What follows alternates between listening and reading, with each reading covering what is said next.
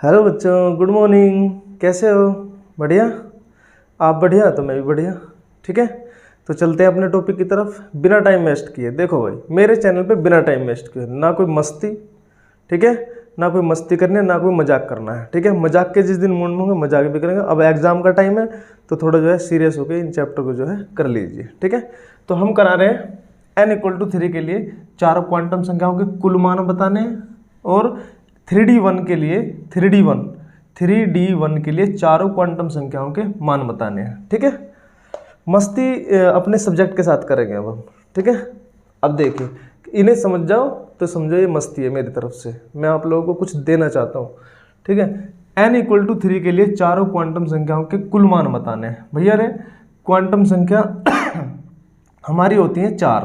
Quantum संख्या कितनी होती है? 4। पहली क्वांटम संख्या का नाम होता है मुख्य क्वांटम संख्या, n से रिप्रेजेंट करते हैं, ये होती है मुख्य क्वांटम संख्या। ठीक है, साथ साथ क्वांटम संख्याओं के बारे में भी देख लो, मुख्य क्वांटम संख्या। ठीक है, दूसरी जो होती है वो होती है एल, एजीमुथल या दिगंशी बोलते हैं हिंदी में उसको, दिगंशी या एजीमुथल। ठीक है, एजीमुथल क्वांटम नंबर, क्वांटम संख्या। ठीक है, और जो तीसरे नंबर की होती है वो होती है एम, चुंबकीय क्वांटम संख्या, चुंबकीय क्वांटम संख्या, मैग्नेटिक क्वांटम नंबर, चुंबकीय क्वांटम संख्या। ठीक है बच्चों, और उसके बाद जो होती है चौथे नंबर की होती है एस, ये होती है चक्रण क्वांटम संख्या, चक्रण क्वांटम संख्या, चक्रण क्वांटम संख्या। इसको बोलते हैं इंग्लिश में spin quantum number, spin quantum number. ठीक है बच्चों, ठीक है प्यारे बच्चों। एन मुख्य क्वांटम संख्या से रिप्रेजेंट करेंगे, एल दिगंशी क्वांटम संख्या को, ठीक है, एम से चुंबकीय क्वांटम संख्या को और एस से चक्रण क्वांटम संख्या को। ये सारे जो है आप लोगों को पता होना चाहिए कि एन से क्या होता है, एल से क्या होता है, एम से क्या होता है रिप्रेजेंट, और एस किसे रिप्रेजेंट करते हैं। क्वांटम संख्या केवल 4 होती है, और क्वांटम संख्या जो होती है ये इनका काम क्या है? इलेक्ट्रॉनों की ऊर्जा और स्थिति को बताती है। ठीक है, ऑर्बिटल के अंदर इलेक्ट्रॉन की ऊर्जा को बताएंगी, उसमें कितनी एनर्जी है, और उसकी पोजीशन बताएंगी कि कहाँ पे इलेक्ट्रॉन है। ठीक है, बस ये बात जो है क्वांटम संख्या बताती है। ठीक है, क्वांटम संख्या किन्हें कहते हैं? इलेक्ट्रॉनों की वे संख्याएं जो इलेक्ट्रॉनों की ऊर्जा और स्थिति का वर्णन करती है, उन्हें क्या कहा जाता है? क्वांटम संख्याएं कहा जाता है। ओके, ठीक है, n=3 के लिए चारों क्वांटम संख्याओं के मान ज्ञात करो। ठीक है, n=3 के लिए चारों क्वांटम संख्याओं के मान ज्ञात। यहाँ हमें कुल मान बताने हैं। देखो यहाँ पे यहाँ पे करने हैं मान ज्ञात, और यहाँ क्या बताना है? कुल मान। ठीक है, n के लिए देखो, n के लिए n दे रखा बस, और 4 बताने हैं। n के लिए l के मान n के बराबर होते हैं, n के बराबर होते हैं, n के बराबर होते हैं। ठीक है, बराबर होते हैं, यानी कि जब n बराबर कितना है? 3, n बराबर 3, तब l बराबर भी कितना होगा? 3। समझ गए? l की वैल्यू आ गई। ठीक, अब पहले तो ये होगी n के लिए दूसरा n के लिए किसके मान? m के मान किसके बराबर होता है? n² के बराबर, n² के बराबर। ध्यान रखना इस बात को, n² कितना है? 3 का स्क्वायर कर दो, यानी कि 3 का स्क्वायर बराबर 9 मान होंगे। भाई n बराबर 3 है तो l बराबर कितना होगा? 3, और ये n के लिए m के मान कितने होंगे? 9 मान होंगे। कैसे होंगे वो भी बताऊंगा। ठीक है, थोड़ा धीरज रखो। s = स्पिन क्वांटम संख्या भैया, n के लिए s के मान 2n² के बराबर होते हैं। किसके? 2n² के। देखो भाई, चलो मैं इसे हाईलाइट कर देता हूँ, n के बराबर, बस n के लिए l के जो मान आएंगे वो आएंगे n के बराबर, जितना है ना उतने l के मान। n के लिए m के मान कितने आएंगे? n² के बराबर। भाई जितना n है n का स्क्वायर कर दो तो m के मान आएंगे, टोटल करके बताऊंगा अभी। n के लिए s के मान 2n², यानी कि 2n² होगा, 2n² जितना मान n का है n स्क्वायर की करके और 2 की मल्टीप्लाई कर दो तो s के मान आ जाएंगे। 2 इंटू एन स्क्वायर की वैल्यू कितनी है? 9, 9 दूनी 18। समझ गए? 9 दूनी 18। n के लिए l के मान n के बराबर, n के लिए m के मान n स्क्वायर के बराबर, ठीक है। n के लिए s के मान 2n स्क्वायर के बराबर, ठीक है। n का मान रखा भैया 3 रखा है, बस 3 का स्क्वायर करो 9 आएगा, 9 की 2 में मल्टीप्लाई कर दो, कितना आया? 18। अब कैसे आता है, जरा इधर को आ जाओ। n बराबर, देखो अगर n बराबर 3 है तो l बराबर होगा 0 1 2। समझ गए? 0 1 2 तीन मान ना आगे, n भी 3 है और l भी कितने हो गए? 0 1 2, क्योंकि n के लिए l के मान 0 से शुरू होते हैं और n के बराबर होते हैं, लेकिन शुरू कहाँ से होंगे? 0 से। 0 1 2, अगर n बराबर 4 होता तो l बराबर आता हमारा 0 1 2 3, 1 2 3 4, 4 वैल्यू होगी ना इसकी, ये होगी इसकी वैल्यू। अब देखो ध्यान से, जब l बराबर 0 है, जब l बराबर 0 है तब m बराबर भी क्या आएगा? 0। जब l बराबर क्या है? 1, तो m बराबर आओगा -1 0 +1, ठीक है। ध्यान से देखते रहना, ये जो है l बराबर 1 है तो l पर डिपेंड करता है m, और m के मान का m के मान कितने आएंगे? -l से लेकर +l तक, 0 सहित, 0 से -l कितना है? 1, तो -l आएगा, 0 आया बीच में और फिर +l। देखो ये भी तो +1 ही है, ध्यान से देखो भैया, ये है l बराबर 0, यहाँ पर आया हमारा n के लिए l आगा हमारा 3 आगा, देख लो 1 2 3, ठीक। अब जो m निकलेगा वो l से निकलेगा, m जो निकलेगा वो किससे निकलेगा? l से निकलेगा। तो l बराबर 0 लिया तो m बराबर भी 0 आगा, एक वैल्यू तो ये आ गई, ठीक है। और जब हमने l बराबर 1 लिया तो 1 के लिए -l से लेकर -l से +l तक होंगे और 0 सहित, 0 बीच में आएगी 0 सहित, तो ये -1 0 +1, ठीक है। ये बात समझ में आ गई। अब कौन बचा? जब l बराबर कितना? 2, तब m बराबर कितना आएगा? ध्यान दो, m बराबर कितना आया? m बराबर आ जाएगा -2 -1 0 +1 +2। भाई -l से लेकर +l तक, l की वैल्यू तो 2 है, -l से लेकर +l तक आएंगे, सारे आएंगे इनके बीच के, -2 -1 फिर 0 फिर +1 फिर +2, तो टोटल मान कितने हो गए? जरा गिनो,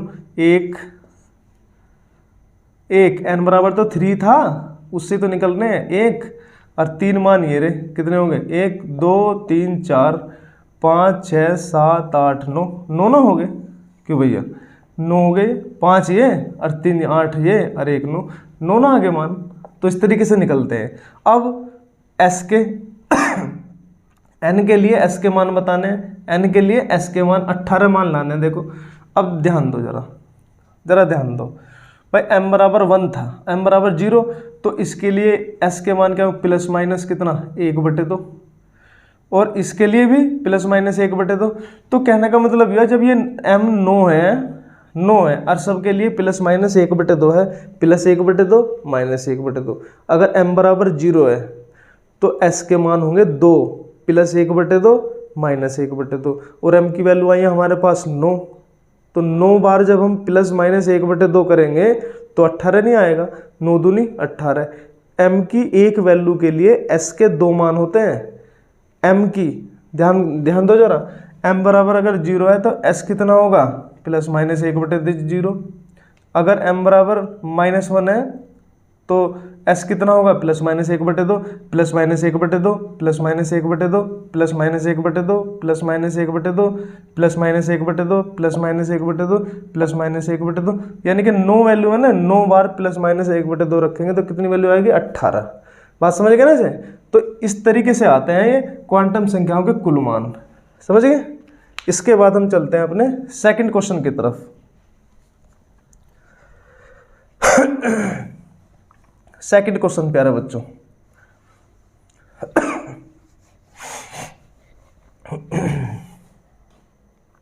सेकंड क्वेश्चन 3D1 के लिए चारों क्वांटम संख्याओं के मान बताओ। 3D1 दे दिया भैया, ये कह रहा है चारों क्वांटम संख्याओं के मान बताने हैं, ठीक है। 3D1 के लिए वो कुछ भी कह सकता है, 3P2 के लिए बताओ या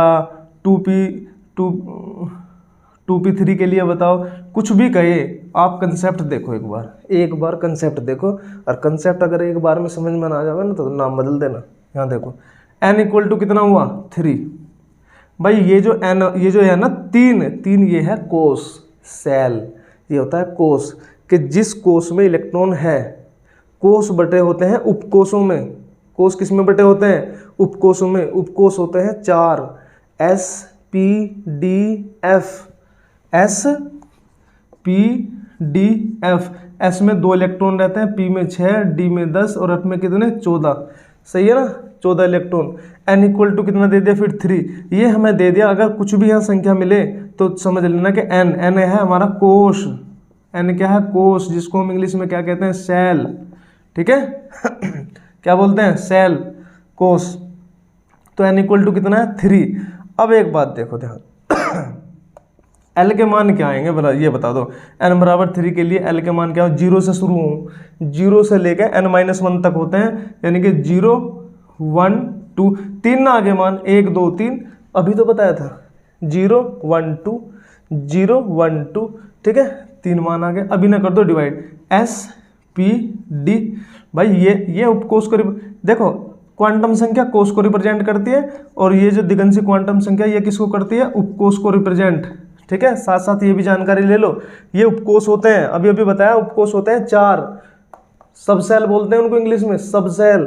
2 इलेक्ट्रॉन S में, 6 इलेक्ट्रॉन P में, 10 इलेक्ट्रॉन D में, और F में कितने होते हैं? 14। 2 6 10 14, ठीक है। अब देखिए पूछा किस में है? D में। किस में पूछा भाई ये बता दो? D में पूछा ना, तो यहाँ पे D कितना है? D कितना है यहाँ पे? 2। D कितना है यहाँ पे? 2।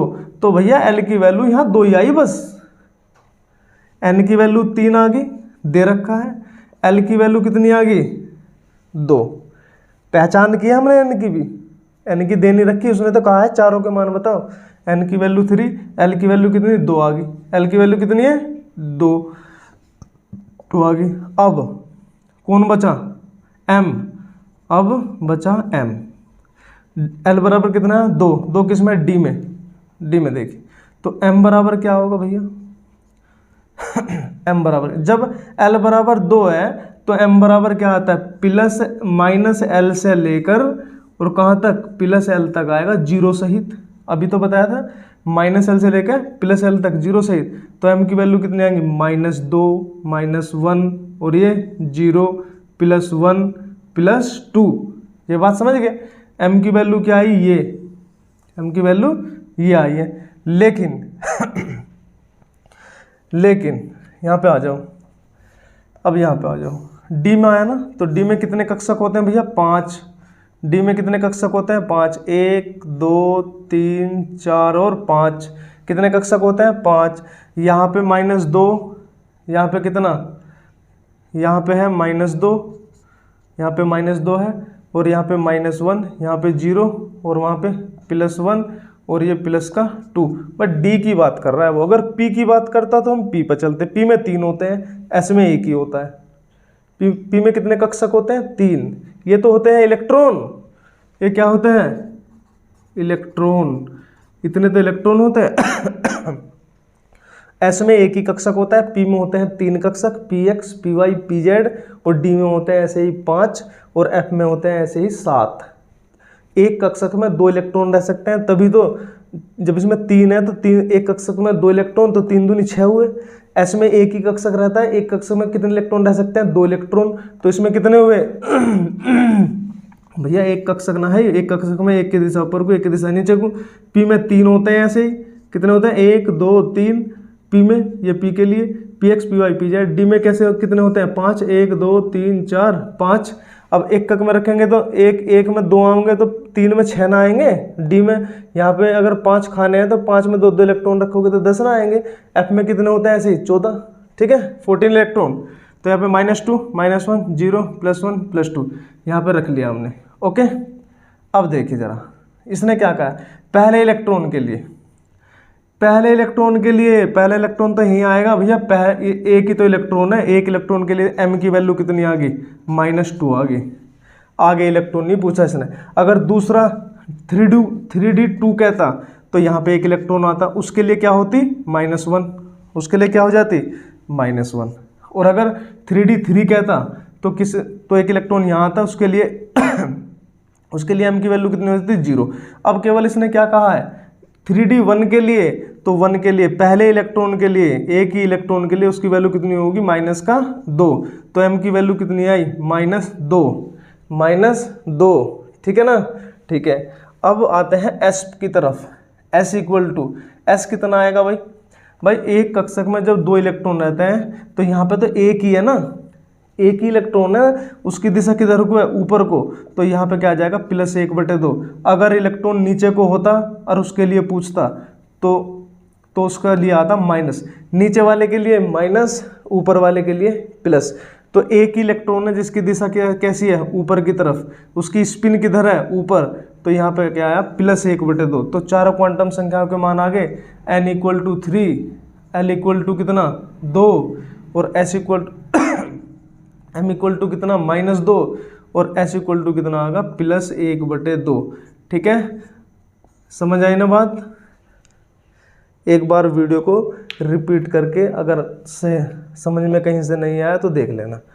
4 उपकोष होते हैं, उपकोषों को एजीमुथल क्वांटम संख्या जो होती है, दिगंशी क्वांटम संख्या, ये उपकोष को रिप्रेजेंट करती है, ये करती है कोष को, ठीक है।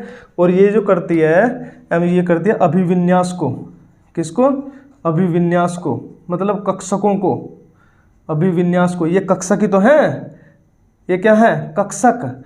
अरे भैया उपकोषों में भी कक्षक हो, इसमें एक कक्षक हो, इसमें 3, इसमें 5 और इसमें 7, ठीक है। और ये करती है दिशा को, इलेक्ट्रॉनों की दिशा को, इलेक्ट्रॉनों की दिशा को रिप्रेजेंट करती है स्पिन क्वांटम संख्या, यानी कि चक्रण क्वांटम संख्या, ठीक है।